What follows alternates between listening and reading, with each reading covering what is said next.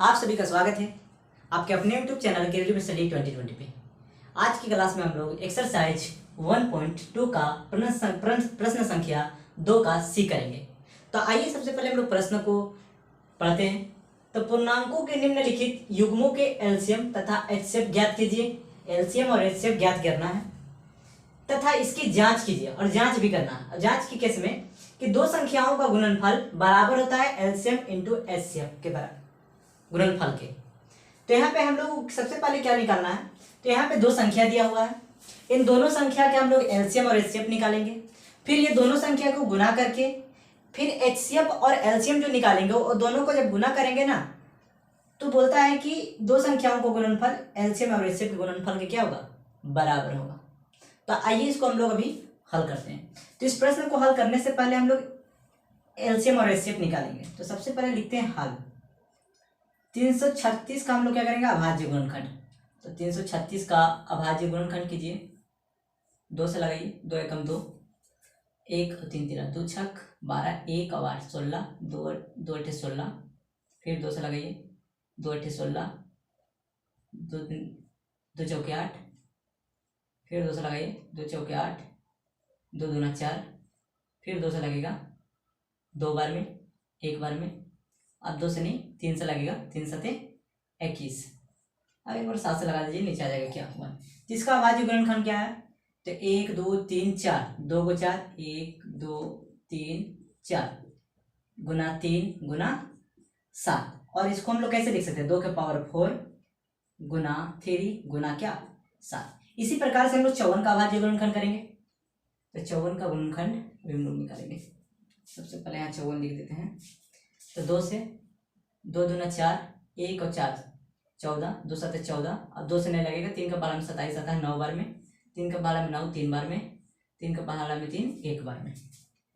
तो 2 गुना 3 गुना 3 गुना 3, 2 के power 1 into 3 के पावर 3 को 3 है, इसलिए पावर इसका कितना हो जाएगा, 3 हो गया। अब यहाँ पे हम लोग क्या करेंगे, एचसीएफ निकालेंगे, इसलिए एचसीएफ बराबर क्या हो जाएगा। तो एचसीएफ क्या होता है, तो सबसे पहले हम लोग देखेंगे कि कौन सी ऐसी संख्या है जो दोनों में है। तो 2 इसमें भी है और 2 इसमें भी है, ठीक है। तो लिख दे 3 इसमें है और 3 इसमें भी है। चलिए इसको भी लिख दिए। 7 इसमें है लेकिन 7 इसमें नहीं है। तो अब यहाँ पर आ गया बात क्या कि 2 के पावर 4 है, यहाँ पे 2 के पावर कितना है 1।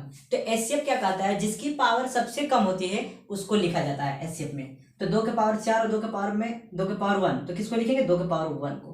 यहाँ पे देखिए 3 के पावर 1 है और यहाँ पे 3 के पावर कितना है 3 है। तो एचसीएफ क्या कहता है, जिसकी सबसे कम पावर होती है उसी को लिखा जाता है। तो 3 के पावर 1 कम है इसलिए इसको यहाँ पे ऐसे।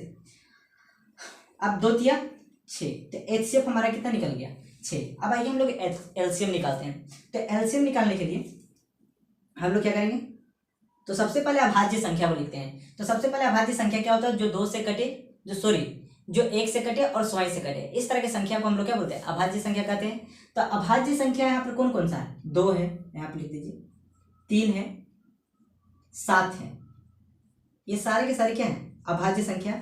अब यहाँ पे देखिए, यहाँ पे 2 के पावर 4 है और यहाँ पे 2 के पावर 1 है।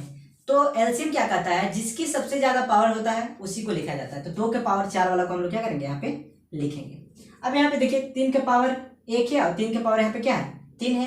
तो सबसे ज्यादा जिसकी पावर होती है उसी को हम लोग लिखते हैं। तो 3 के पावर 3 वाला को यहाँ पे लिखेंगे हम लोग, और 7 तो जैसा कि तैसा। अब यहाँ पे देखिए ये क्या हो जाएगा, ये हो जाएगा 2 के पावर 4 का मतलब क्या, 2 के पावर 4 का मतलब 2 गुना 2 गुना 2 गुना 2, 2 गुना 4 4 गुना 8 8 या 8 गुना 16, तो यहाँ 16 हो गया। और 3 के पावर 3 का मतलब क्या, 3 गुना 3 गुना 3, 3 3 9 9 3 27, और ये गुना क्या 7। अब इसको हम लोग क्या करेंगे, मल्टीप्लाई करेंगे। तो चलिए आइए मल्टीप्लाई करते हैं, तो देखते हैं कितना आता है। तो 7 7 49 के 9, हाथ में क्या 4, 7 दूनी 14 और 4 18। अब इसको गुना करेंगे तो 16 9 144 के 4, हाथ में 14, 16 8 128, 128 और 14 142, 142 के कितना हो गया 2, बचा 14, 16 कम 16 और 14 कितना हो जाएगा 30। तो इस तरह से हम लोग क्या निकाले, एलसीएम निकालिए 3024। अब आइए जांच करते हैं। तो जांच कैसे किया जाता है, तो हमको इस तरह सबसे पहले इसको मिटाना होगा, तब हम लोग जांच करेंगे। आप इसको बगल में लिख लीजिएगा, ठीक है। चलिए मैं इसको मिटाता हूँ। अब जांच, चलिए अब देखिए जांच करते हैं। तो जांच में क्या है, तो सबसे पहले हम लोग मान लेंगे कि n1 बराबर ये दो संख्या है तो 336 और n2 बराबर मान लीजिए कि 54 है।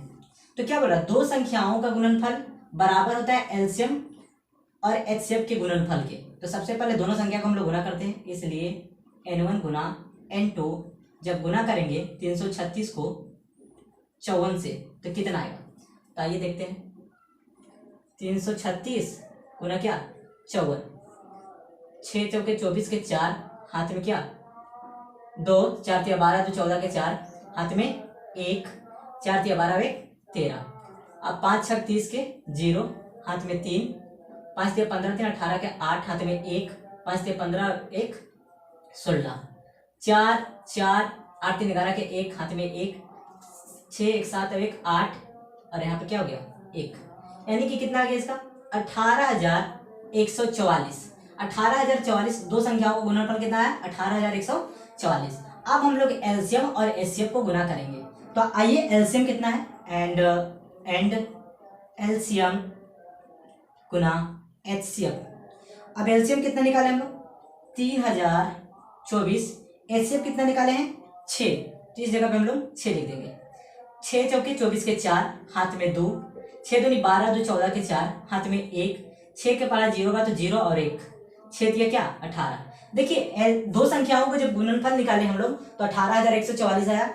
एलसीएम एंड एचसीएफ का जब गुणनफल निकाले तो अभी कितना है 18,144।